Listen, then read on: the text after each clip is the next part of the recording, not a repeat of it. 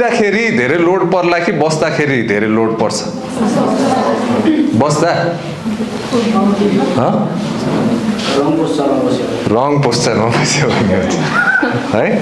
रिसर्चमा चाहिँ के मेजर गरेछ भने तपाईँको डिस्कको प्रेसर कति हुन्छ कुन कुन पोजिसनमा, यसमा चाहिँ केजी कतिको केजी नै पर्छ भनेर लेखाएको छ कि सुत्दाखेरि सबभन्दा कम पर्छ, उभिँदाखेरि कति पर्छ 100 केजी बराबरको लोड पर्छ कि प्रेसर, अनि कुप्रो परेर बस्दाखेरि अलमोस्ट 2 टाइम्स मोर प्रेसर पर्छ।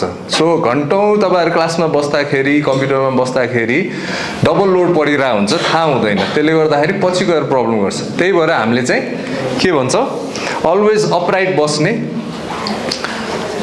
टाइममा पोजिसन चेन्ज गरिराख्ने। हामी बस्दाखेरि हाम्रो डेस्क कस्तो हुनुपर्छ त होइन, कसरी बस्दाखेरि अब ल्यापटपमा बसिन्छ, पछि पनि तपाईँहरू कम्प्युटरमा बस्नुहुन्छ, कस्तो हुनुपर्छ भन्ने आइडिया चाहिँ सबैलाई भयो, अहिलेदेखि भयो भने पछिसम्म काम लाग्छ कि तपाईँहरूलाई। अब कम्प्युटर बस्दाखेरि कम्प्युटरको मनिटर सकेसम्म ल्यापटप भन्दा डेस्कटप राम्रो, डेस्कटप छैन ल्यापटप मात्र छ भने आँखाको लेभलमा राख्ने, ल्यापटप स्ट्यान्डहरू पाउँछ, आँखाको लेभलमा ल्यापटप हुनु पर्यो।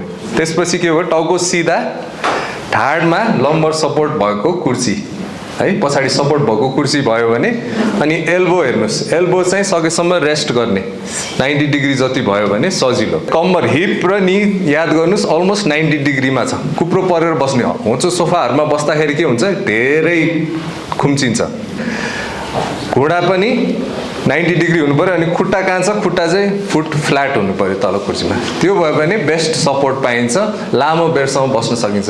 सो हामीले के एडभाइस गर्छौँ भने हरेक आधा 1 घन्टामा चाहिँ उभिने स्ट्रेच गर्ने एडभाइस गर्छौँ।